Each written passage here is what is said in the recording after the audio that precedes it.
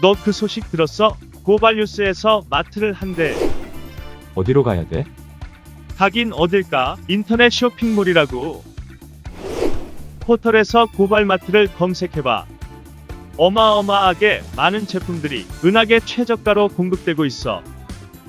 고발마트 함께 해주시면 정말 감사하겠습니다. 고발마트에서 만나요. 이재명 지사로 하여금 50% 밑으로 내려오게 하는 부분에 대한 염두를 두고 한 말로 보이는데, 자기가 지금 50% 먹을 수는 없는 상황이니까. 이낙연 예비후보 관련해서 지금 이게 상당히 큰 기사예요. 네? 네, 이낙연 측 서른 원팀 기대 안 된다라는 말에 이제 김두관 후보 측에서 서른을 징계해야 된다. 왜냐하면 이거는 근데 이게 거의 진짜 경선 틀 자체를 깨는 네. 거거든요. 정확하게 이분이 어떤 말씀을 하셨나 좀 볼게요. 서른 의원이 시사저널과 인터뷰였는데 한번 볼까요? 네, 민주당 유권자들이 본선에서 원팀을 이룰 수 있을까 걱정한다라는 질문에 서른 의원이 이렇게 대답을 했습니다. 과거 선거에서도 경선 과정에서 다 치고받고 했다. 지난 대선 때는 더 심했고 노무현 전 대통령 때도 그랬지만 결국에는 원팀이 됐다. 그런데 이번엔 경우가 조금 다를 수는 있다. 이게 이렇게 무슨 얘기를 말입니까? 했습니다. 그러면서 만일 이재명 지사가 본선 후보가 된다면 장담이 안 된다.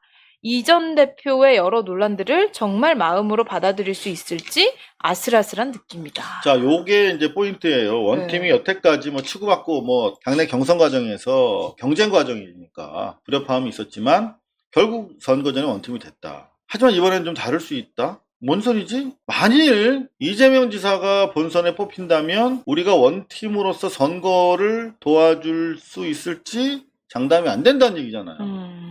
이거는 이 서른 의원이 이낙연 캠프에서 그냥 일개 그냥 뭐 이낙연 계로 불리는 형 의원이라면 모르겠어요. 근데 지금 선거대책위원장. 선거대책위원장의 위원장 이코르 선대위원장 말이 안 되는 거잖아. 이게 오세훈 때 김종인 같은 서로 가장 수뇌부에서 선거 전략에 대해서 공조하면서 수의하는 그런 파트너잖아요. 더구나 이 서른이라는 정치인과 이낙연의 오랜 관계에 대해서 우리가 기존에 이미 다 알고 있는 것이고, 그러면 이런 것을 언론 인터뷰에서 얘기를 했다는 것은 지극히 저는 두 가지의 의미가 있다고 생각합니다. 하나는 의도된 말이다. 이거는 한마디가 아니잖아요. 다를 수 있다. 이 지사가 본선 후보는 장담 안 된다. 이 상당히 준비된 논리를 갖춰서 얘기를 하고 있어요. 이거는 작정을 하고 간 것이고 의도적으로. 두 번째는 서른이라는 사람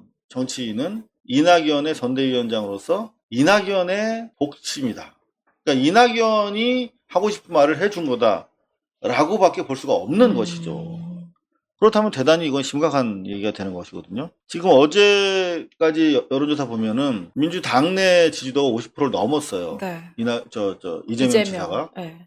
그러니까 자칫 이대로 가다가는 그냥 예비 경선에서 그냥 1위로 50% 넘으면 이제 재선거를 안 하잖아요. 네. 재투표를 안 하잖아요. 결선 투표 없이 그냥 확정이 돼 버리니까 그 경우에는 다른 무슨 뭐 여타 예비 후보들이랑 뭐 연합 전선을 펼 수가 없잖아. 그러니까 어떻게든 이제 상당히 구석에 몰려 있는 심정은 이해가 갑니다만 자기 선대위원장을 통해서 시사저널이라고 하는 중견 언론과의 인터뷰에서 이렇게 경선 불복을 시사하는 얘기를 한다는 것은 대단히 위험하다. 이건 그대로 넘어가면 안 되겠다.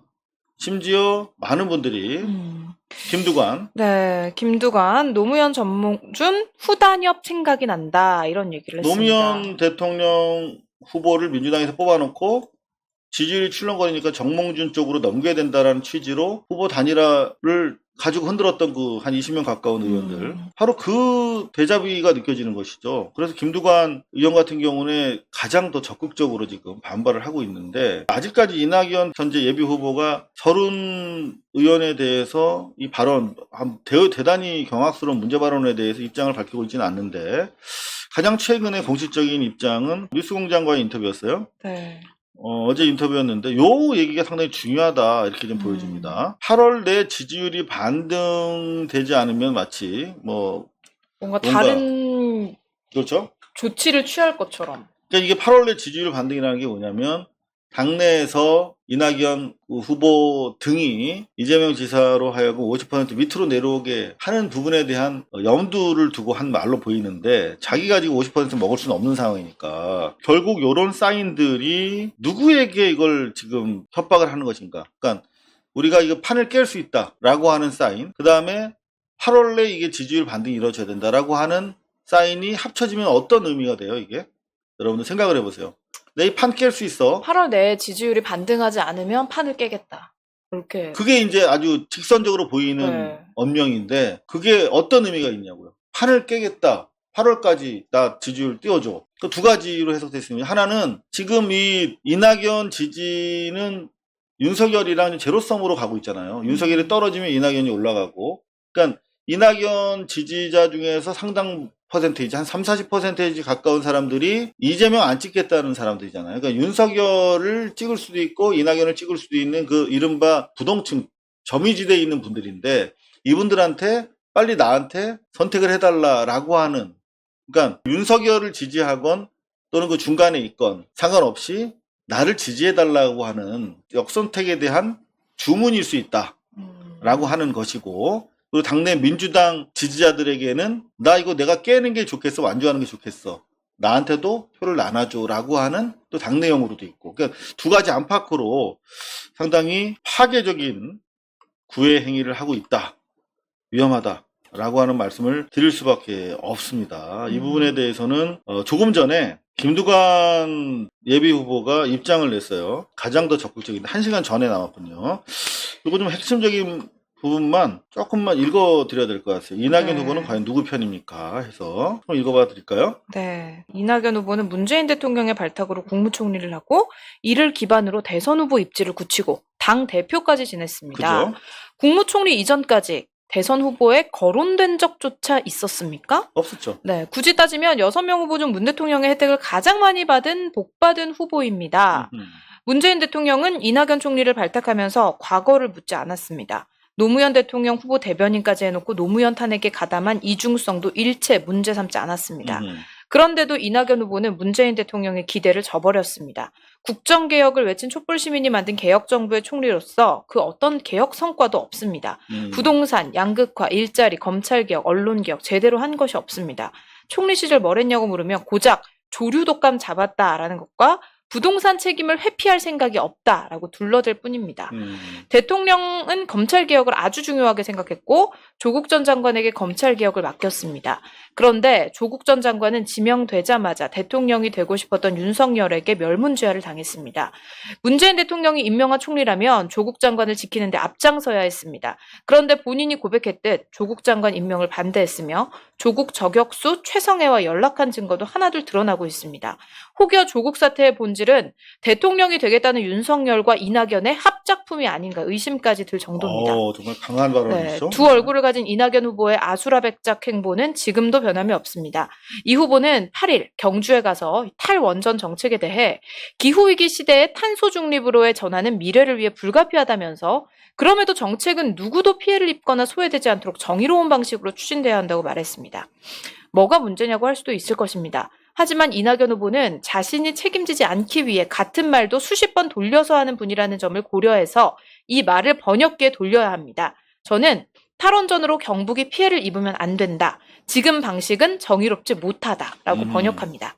제 번역이 틀렸는지요? 왜 탈원전이 정의롭지 못하다는 말인지 이번에는 빙빙 돌리지 말고 간단 명료하게 답변해 주시기 바랍니다. 탈원전은 우리나라뿐만 아니라 인류 전체가 가야 할 미래입니다. 지구적 문제이자 이와 다른 길을 가는 선진국은 없습니다. 그런데도 탈원전 탓만하는 국힘과 수구 세력들의 반대로 아직 탈원전 정책의 출발선도 넘지 못하고 있습니다. 냉혹한 현실입니다. 노무현 대변인 하다가 노무현 탄핵에 가담하고 민주당 지도부의 반대에도 불구하고 4대강 사업 관련 예산을 통과시켜 이명박 정부를 지원하고 촛불 정부 총리를 3년이나 하고 나서 이명박근혜 사면시키라고 하고 후보는 원팀을 말하지만 캠프의 본부장이 불복을 암시하는 뉘앙스의 발언을 한다면 이낙연 후보가 진짜 어느 당의 예비 후보인지 의심받을 수밖에 없습니다. 존경하는 더불어민주당 당원 여러분께 묻겠습니다. 정녕 이 후보가 문재인 대통령을 지키고 문 대통령의 가치와 정책을 계승할 후보입니까? 정말 문재인 대통령을 지킬 사람이 누굽니까? 김두관 네, 의원이 명문을 남기셨어요. 그러니까 그러니까요. 지금 원팀 관련해서 조금 전에 저희가 고자질 해드렸던 것처럼 음. 말로는 원팀을 말하면서 캠프 선대 본부장이 불복을 암시하는 뉘앙스의 발언을 했다 하는데 이건 불복을 암시한 게 아니라 불복을 명시한 겁니다. 절대 우리는 간과해서는 안 될 거고 강력한 의지로 규탄을 해야 될 텐데 그 규탄은 저는 지금 보면은 정치 초단이라고 하는 인기 유튜버, 시사 유튜버신데요. 이분 그동안 2주 동안 네. 잠적을 네. 하셔가지고 영상 많이 소식이 걱정을 했었는데 없었죠. 네, 저희가 계속 메일을 보냈었거든요. 답변이 왔어요. 네. 안녕하세요. 시청자분들의 댓글을 통해서 그간 무슨 일이 있었는지 오늘에야 확인했습니다. 하면서 이상호 형님께도 걱정드려서 죄송하다고 말씀 전해주면 감사하겠습니다. 그간 별일 없었고 지금까지 해왔던 것처럼 앞으로도 해나갈 것입니다. 다만 공지를 남기면서 네. 감사합니다. 저는 두 가지를 놀랐습니다.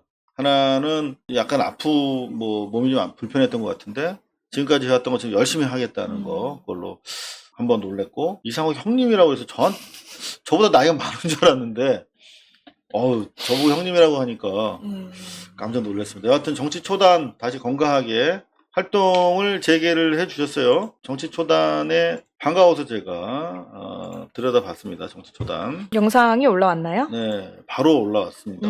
여기 보면은 지금 이낙연 대표의 이 경선 불복 냄새가 난다 하면서 이분은 해법을 뭘로 제시를 했냐면 50% 이상 이재명 후보가 당선돼서 결선 투표 없이 가는 것이 깨끗하게 민주당 원팀을 구성할 수 있는 방법이고 그러니까 이재명 지사 외에 50% 이상 넘을 수 있는 다른 사람이 있으면 또 그 사람 후원하는 것도만 방법이라고 생각하는데 첫 번째, 두 번째는 강력한 어떤 후보를 옹립하는 게 필요하다는 얘기예요. 두 번째는 저렇게 원팀을 해체하고 뭔가 이 선거에 이후에도 제대로 하겠습니까? 사실은 선거운동을.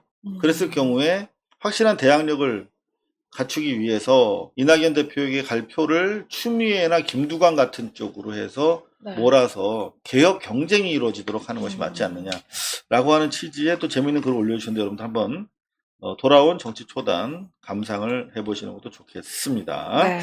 자, 이런 상황에서 지금 이낙연 대표 측이 이상한 선거 운동을 하는데 되게 더티 플레이를 하는 게 좀 자꾸 보여요. 그러니까 기본적으로 네거티브에서는 안 되거든. 네거티브 똥파리처럼 네거티브로 뒤로 긁어서는 안 되는 거라고. 그러니까 자기가 아젠다를 내고 그걸로 싸워야지. 이낙연 대표한테 우리 3년 동안 총리로 기회를 줬을 때 그분이 멋지게 때깔나게 뭔가 한 개혁 상품이 없잖아. 없죠. 기회가 그렇게 많았음에도 엄청난 기회. 자기 정말 현직 어드밴티지를 마르고 닳도록 3년 동안 총리를 줬잖아.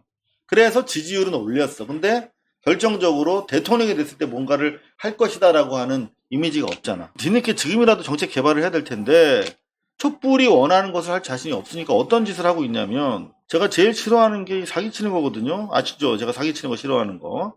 자, 이거 보세요. 오마이뉴스 공지가 떴는데요. 8월 7일 오마이뉴스 조사 결과 이 허위 게시물에 주의하세요라고 오마이뉴스 공지가 나왔어요. 무슨 말이냐면 오마이뉴스가 요것도 보죠. SNS를 중심으로 8월 7일 오후에 오마이뉴스가 여론조사를 했다는 게시물이 도는데 사실이 아니다. 어떠한 형태의 여론조사를 실시한 적이 없다. 뭐냐면 이 오마이뉴스 논쟁 코너에 추천수가 있었는데 그걸 가지고 여론조사 했다고 조작하는 SNS 게시글이 있는데 그거는 사실이 아니다. 요거 뭐냐면 나는 누구누구를 왜 지지하는가라면 그냥 추천. 제가 추천 눌렀죠, 지금? 추천? 누를 수 있죠. 지금 제가 추미애도 누르고 333, 박영진도 눌렀는데 추천이 들어가잖아요. 네. 그냥 누구나 와서 자기 신분 확인 없이 그냥 계속 누르면 되는 거야.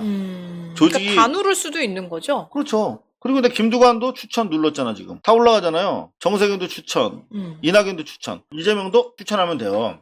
근데 한 사람이 여러 단말기로 추천할 수 있겠죠. 그럼 이거 여론조사가 아니잖아요. 그죠? 그렇죠. 근데 이걸 가지고 엄청난 언론 플레이를 하고 있습니다. 이낙연 여론조사 골든크로스 뛰어넘었다. 오마이뉴스의 여론조사 지지율 현재 이낙연이 55%다. 이런 식으로 하고 있는데 이게 이 명의가 희망찬 동행 포럼이라고 이게 이낙연 캠프와 연결이 돼 있는 조직이에요.